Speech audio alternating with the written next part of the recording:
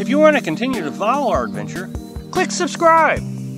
So you don't miss anything, click the bell notification. I get new people on this channel all the time that don't understand the complete premise of the channel, which is the good, the bad, the ugly of the nomadic lifestyle. And so they don't really understand what I'm trying to do is let everybody know the realities of the lifestyle. Just the other day I got a question and said, aren't you worried about the insulation over here by my stove catching fire? I've been asked if I'm worried about the propane Coleman stove being a hazard while we sleep at night, that the flame will go out and propane will build up into the camper and kill us. Am I worried about freezing to death in the middle of the night? And the simple answer is yes, I am. I'm worried about all these things. In this lifestyle, there are a lot of things to be concerned about. So they'll, for example, why don't you do XYZ to prevent this? So let's talk about the insulation. Am I worried about the propane stove catching the insulation on fire? Well, it's a risk assessment, to be honest. I live in a wooden box with a very flammable gas and an electric system. Ran from DC electric, which have created a spark. It gets hot enough to weld things. So, yes, the fire hazards are always a concern. I recognize that there are things I can do to minimize these risks. But on the other hand, you have to weigh out, do I want to add paneling to my camper to make it more fireproof and add the weight? Let's say the weight is going to be 200 pounds. So I add the weight, and now I'm at risk of blowing out tires and brake failures and other safety issues. So everything is a risk assessment. Am I worried about the propane Coleman stove shutting off in the middle of the night while I'm sleeping? Because I use that as my heat source. Yes, I am.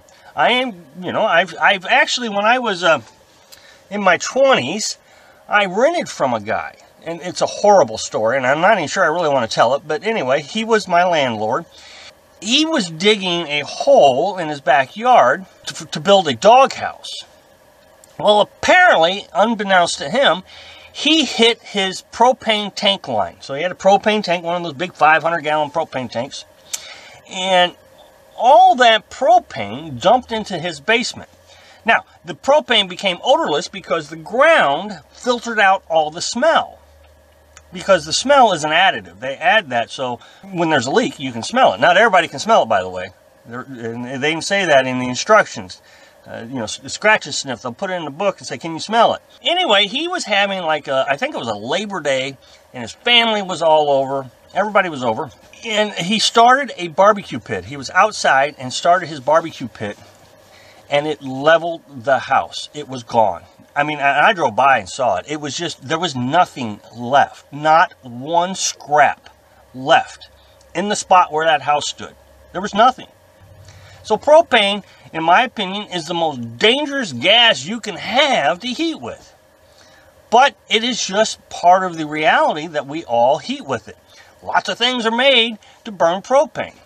Now, you can go on Walmart.com and you can get propane detectors. Am I worried about freezing to death?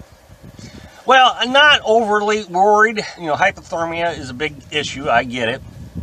But it is a concern. The other night, my app on my phone told me that it was going to get down into like 30 degrees or so. And so I didn't turn on the heater. I knew I was going to be able to stay comfortably warm underneath the blankets at that temperature. Done it before, no big deal. And the water in my camper wouldn't freeze because the refrigerator still kicks on and that produces heat. And of course I produce heat. Well, I get up about 2 o'clock in the morning and I can see my breath and I'm shivering underneath all these blankets. I'm just really cold.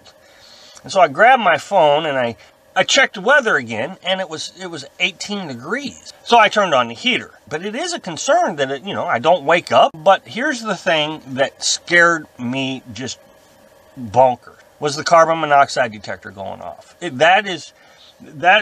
don't know how to explain how fearful that was. I could not wrap my brain around that if I had not had the carbon monoxide detector, or it had failed to work, that I would not have woke up in the morning. Carolyn and I would be laying in our bed out in the middle of nowhere. You know, how many days or weeks would it have taken for somebody to find us? You know, I know a lot of people are going to say, you know, well, you know, you died doing what you love, but I don't know if I want to die prematurely because I'm stupid. And that's the key to this. You know, risk assessment, all the things I've told you about. Yeah, I'm worried about all of them, and I try to take precautions. You know, I have a fire extinguisher in case there's a fire, but the carbon monoxide detector is the one thing that scared me. I am relying not on myself, but on a piece of technology to keep me alive. And I just really struggle with that thought.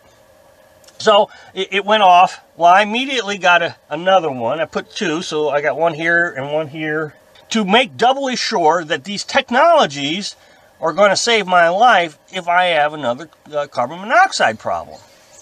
I just read a story, and this happens all the time. I just read a story. There was a group of people who rented an RV. I think it was 5 people. They rented an RV, and they went down to an event in Tennessee. They didn't know anything about the RV. They rented it, and of course, they followed the instructions, and they knew how to start the generator and different things. Well, they started the generator, and they all went to sleep.